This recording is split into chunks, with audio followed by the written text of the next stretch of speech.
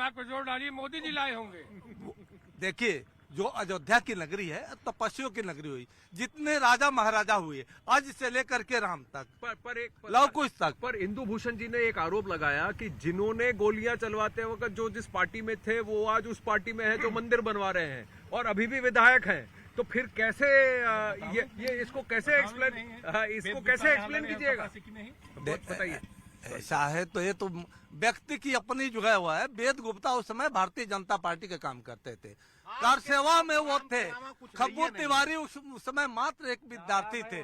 जिन इंद्र प्रताप तिवारी खब्बू की इन्होंने बात किया, वो एकमात्र विद्यार्थी थे। छात्र संघ चुनाव का महामंत्री का चुनाव लड़ा था और वो सपा से लड़े, बसपा से लड़े, किससे लड़े, आज भाजपा में है। दूसरी चीज ये है कि वेदांती जी कुछ कहना चाहते हैं। हाँ, बोलिए, अपनी बात पूरी कीजिए।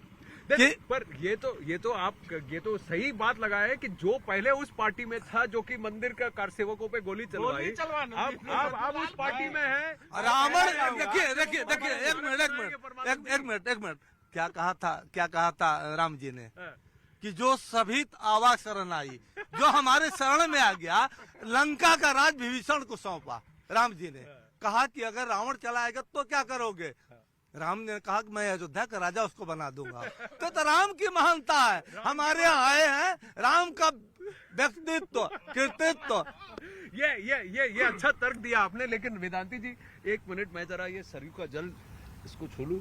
वाह, बहुत शीतल है और गर्मी बढ़ते वक्त। लेकिन आपसे मैं जानना चाहूंगा, सियासत अपनी जगह, अब अयोध्या के मन में क्या है? क्या अयोध्या निवासियों के लिए जब से बीजेपी मोदी सरकार आई है, चलिए एक तो पॉलिटिक्स हुआ, लेकिन क्या अयोध्या निवासियों के लिए आजीविका का जो स्रोत है वो बढ़ गया है?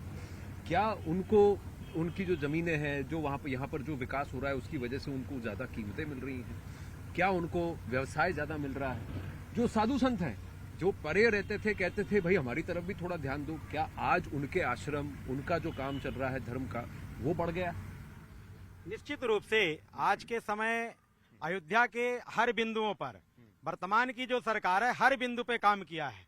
और चाहे विकास का मुद्दा हो, क्योंकि भारतीय जनता पार्टी ने विकास के, सभी के विकास की बात की है, एक नहीं, सबको ध्यान में रखा। पंडित, पुरोहित, पंडा, साधु, संत, महात्मा, सभी के विकास की बात करने का काम यदि कोई किया है, किसी एक व्यक्ति को, आपको स्मरण होगा जब सपा की सरकार थी तो कन्याओं को 30,000 मिलता था, लेकिन भारतीय जनता पार्टी की सरकार आई तो किसी को नहीं देखा कि मुस्लिम कन्याओं को सपा 30,000 देती थी, लेकिन अन्य को किसी को भी 1 रुपए का कहीं भी अनुदान नहीं मिलता था।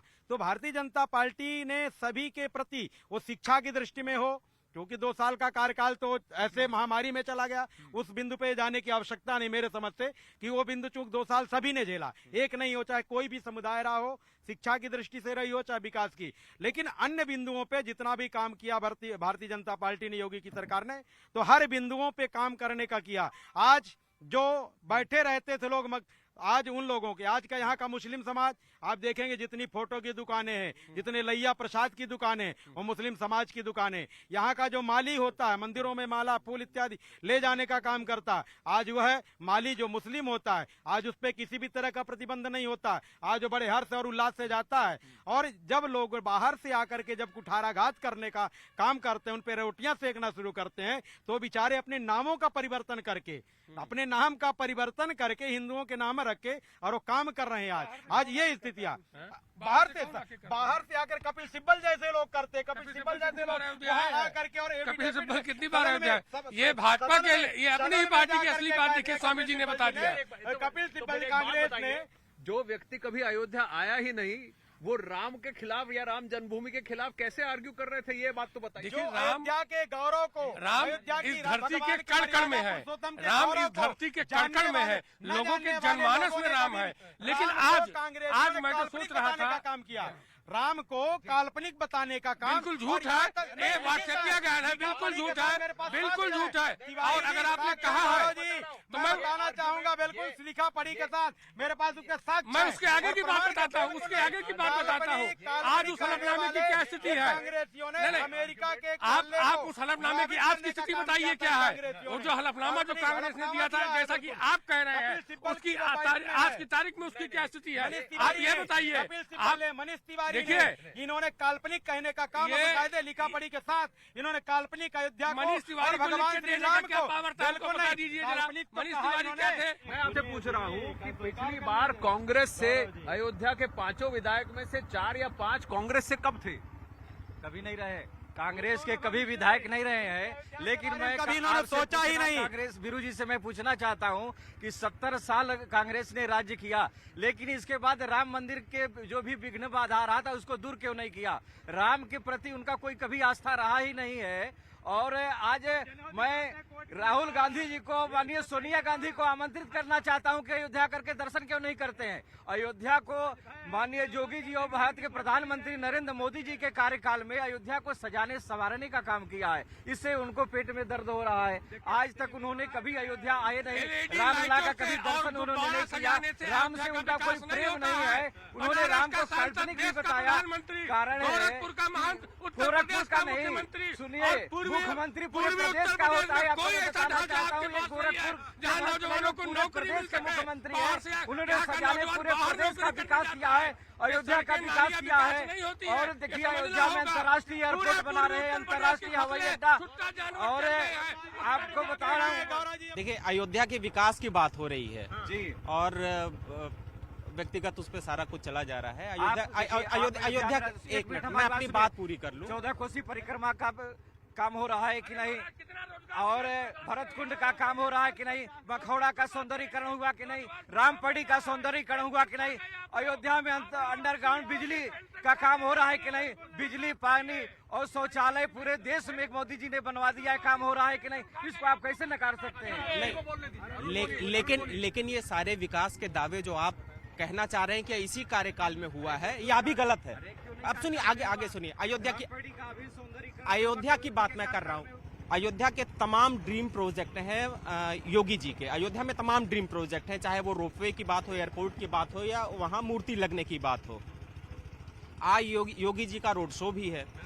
जिस रोड पर योगी जी का रोड शो है, उस रोड का चौड़ीकरण होना है।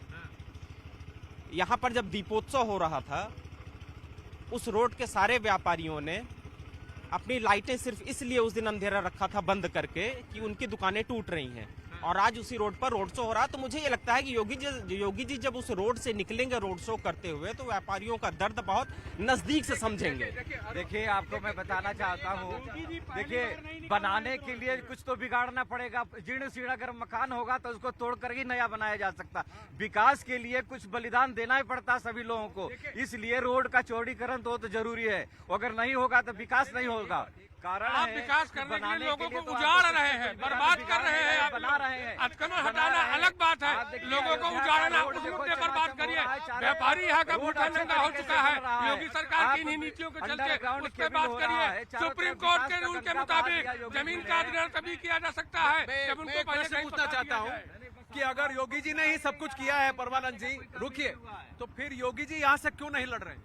देखिए, योगी जी नहीं लड़ रहे हैं, इसका कोई जो है साइंटिफिक फर्क नहीं पड़ता है। योगी जी को संगठन ने निर्देश दिया। हमारे यहाँ भारतीय जनता पार्टी और सरकार दोनों अलग अलग हैं। संगठन का अपना काम होता है और सरकार का अपना काम होता है। संगठन ने उनको उचित समझा गोरखपुर से, तो गोरखपुर से लड़ाया। ये अभी किया हो या बाद पहले किया गया हो, पर यहाँ से जो सरयू घाट जो दिख रहा है, बहुत भव्य, बहुत सुंदर दिख रहा है। और शाम को बहरे जब यहाँ पर सरयू जी की आरती होती है तो भव्य।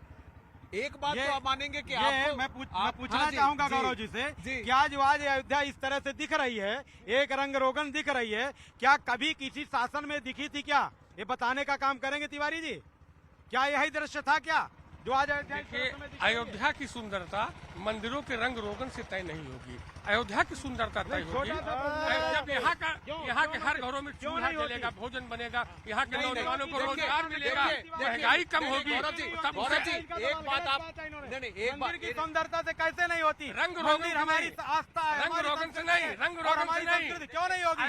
मंदिरों से देखिए, आज आप अयोध्या की विचारधारा सामने निकल कर आ कैमरा घुमाइए, इनके मन आकृतियां जो इनके मन में था उजागर हो गया कि इनके मन का जो उजागर हुआ, ये एक उत्तर नहीं दे पाए इन्होंने।